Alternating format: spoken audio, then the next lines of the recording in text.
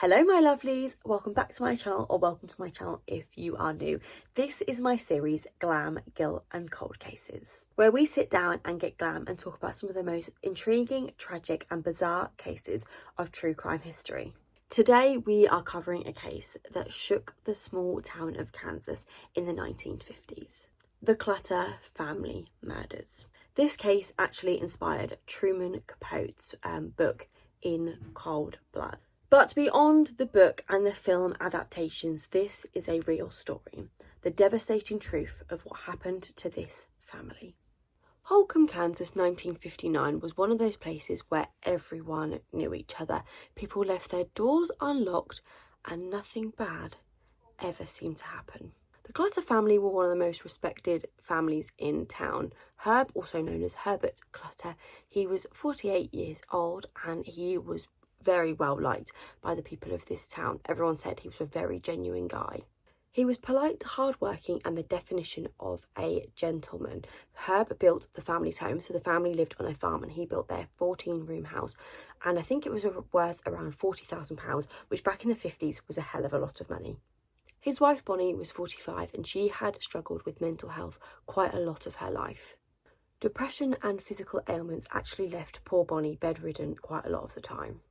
But despite her health, Bonnie was actually known as a really kind and caring person and was always involved with her children as much as she could be. So the Clutter family actually had 4 children in total. So you had Beverly, who was 23 and she was living out of state. You then had Evie Anna, who was 21, who was also living out of state with her husband and child. And then you had the 2 youngest, which was Nancy, 16. She was living at home. And then you also had Kenyon, who was 15, and he was also living at the family home. The family were comfortable, but not flashy. And a crucial point to this story is Herb did not keep money at the family home. Just remember that for later on in the story. On Friday the 14th, Nancy had gone to a school function with her boyfriend, Bobby Rump. They had originally planned to go see a midnight movie the next night, but Herb actually suggested that they go on the Friday night. If that little change of plan hadn't have happened, Nancy might not have been home when the killers arrived. That night ended like any other night in the Clutter household, except it would be their last. Every Sunday morning before church, Nancy's friends would go and get her and then they'd all go to church together. But this Sunday morning, Nancy's friends went to knock on the door and they got no answer. They had a look around and they were like, all the curtains are still drawn, the cars are still in the drive, so they must be here. They decided that Nancy was obviously sleeping in or maybe not going to church or anything like that. So her friends went to church without her that Sunday. So once church is finished, Nancy's friends actually go back to Nancy's house to check on them. Knock on the door again and there's no answer, so they let themselves in. Again, everyone knows everyone in this town. They don't lock the doors. The town is a very small town. It's got a population of over 200 people. So like I said, everyone knows everyone. So they go up the stairs because the house is silent. They can't hear a thing. There's no one about. So they go upstairs expecting to see Nancy asleep in their bed. And what they find is horrifying. The father to one of Nancy's friends, Clarence Ewald, is actually waiting outside, and one of Nancy's friends runs outside to get him and says, you need to come in, you need to come in now, you need to phone the police. So Clarence goes in and he notices that the phone is off the receiver and the wires of the phone have actually been cut. So he then leaves the house and it doesn't say where he goes, but he goes somewhere else to make this phone call and he calls the police and he says, you need to get to the Clutter's household now, something terrible has happened. So the officers arrive and inside they find 4 members of the Clutter household brutally murdered. Herb in the furnace room of the basement, bound, gagged and shot. Kenyon tied to a couch in another basement room, again bound, gagged and shot. Bonnie also in her bed, bound, gagged and shot. Now Nancy was found in her room. She was also bound and she was shot, but she was shot in the back of her head. So she was the only one out of the 4 family members that wasn't facing her killer when she died. And this is something the police found very interesting. Now, everything in the Clutter's house was photographed in great detail, but the police couldn't find anything that was missing other than a pair of binoculars and a radio. And to them, that wasn't motive for killing these 4 people. Now, at first, suspicion fell on Bobby Rump, which was Nancy's boyfriend at the time, because he was the last person to see the Clutter family alive. Police made Bobby take a polygraph test, and it was actually then said, yeah, you know, like, he isn't the murderer. He hasn't killed this family. But gossip spreads like wildfire in small towns, and they'd already actually made their assumption. They were like, no, Bobby is guilty. He is the person that has done this.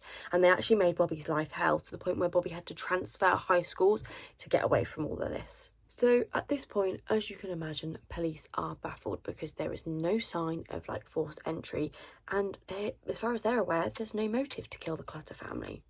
At this point, the police are considering that this is just some twisted thrill killing, and the Clutter family just happened to be victims. The local paper put up an $1,000 reward. 250 tips came forward, but they all ended up being useless. The following week, the Clutter's family funeral was held, and people came from all over. There were so many people at this funeral, including their two other daughters, Beverly and Eviana. So Beverly was actually set to get married later on that year, but police told her for safety that she should change her name, because obviously they were like, we don't know why your family has been killed. You know, they could still come after you. So they were like, please change your name for safety. So with that, Beverly decided, everyone is already here for the funeral, all my extended family, all my friends, people that I would have come to my wedding anyway. So she decided to get married. It was said to be a beautiful fairy tale wedding, a rare moment of light in the darkest week of their lives. Days turned into weeks until a strange tip came in from Kansas State Prison. Inmate Floyd Wells told authorities that he had information. So Wells had actually previously worked for the Clutter family, and he described the family as loving, really kind to him, like genuine people. But unfortunately, he made the mistake of telling his cellmate, Richard, also known as Dick Hickok, that the Clutter family were well off, and that the family might keep cash in a safe at home. Hickok actually became obsessed with the Clutter family. He started asking Wells their ages, how many people lived there, the layout of the house, all things you wouldn't normally ask someone. Here's where another key detail comes in.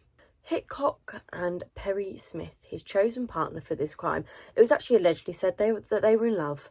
It is just rumours. You can't actually find any like solid information on it.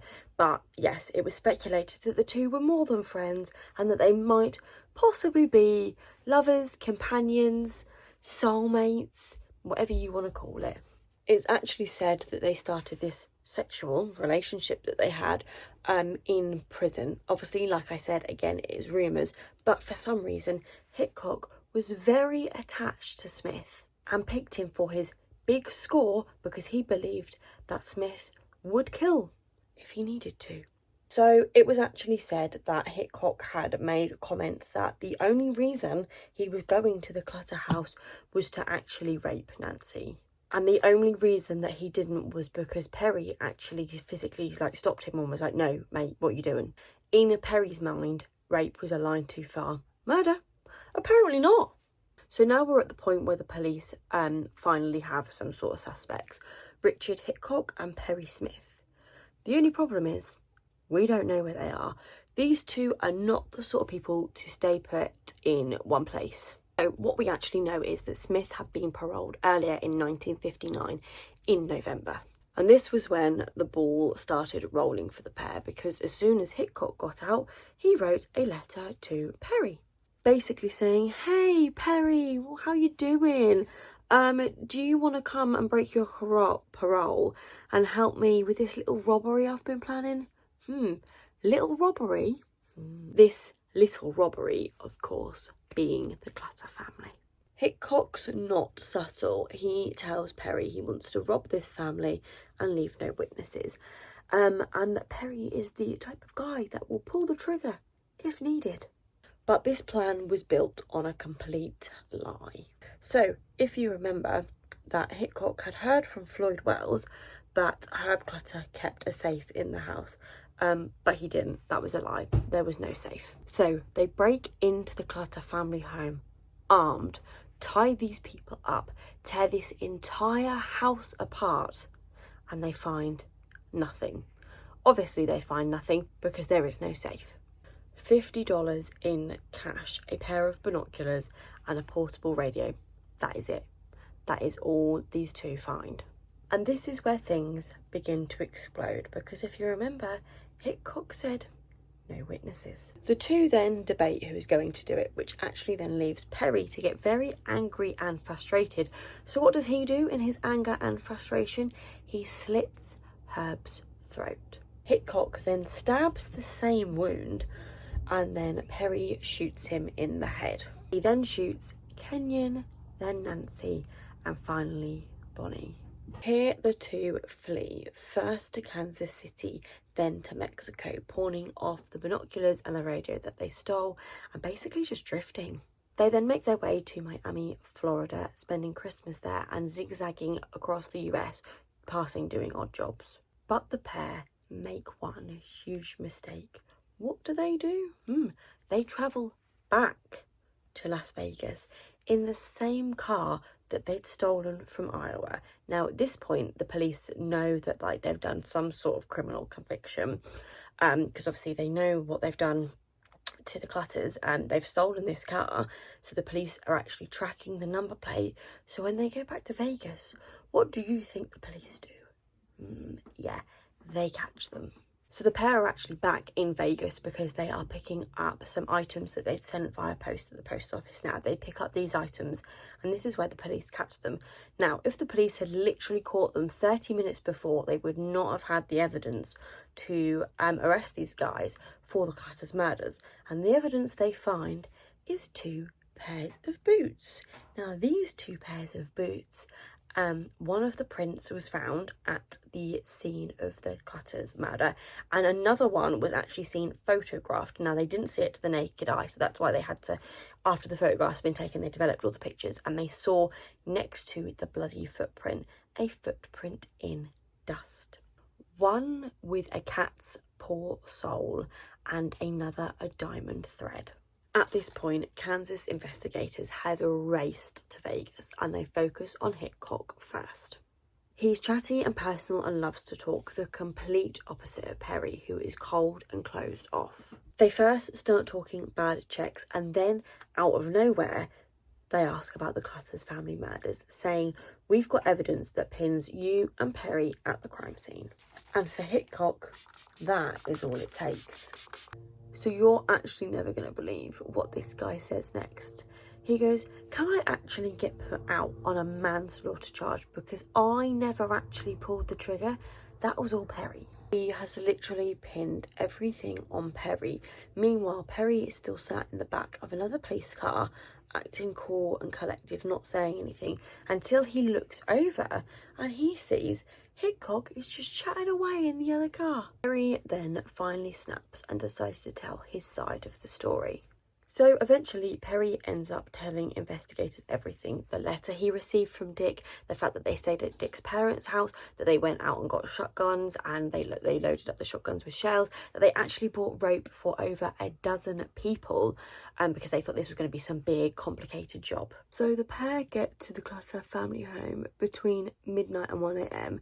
and they go in through an unlocked door, and who do they bump into? They bump into Herb straight away. So, what does Dick do? He goes to Herb, "Where's the safe?" Basically demands to see the safe. And Herb's like, "Hang on a minute, safe? What do you mean? There ain't no safe." At this point, Perry's like, "I actually believe this guy, there is no safe." And Dick's like, "No, there is a safe. I know there's a safe. I've been told there's a safe. Show me this safe." So at this point, Dick actually says to Perry, "Go and cut the phone lines," which he does. And then he's like, "Go wake Bonnie and ask her." Bonnie then literally says the same thing as Herb. "What safe? We don't have a safe.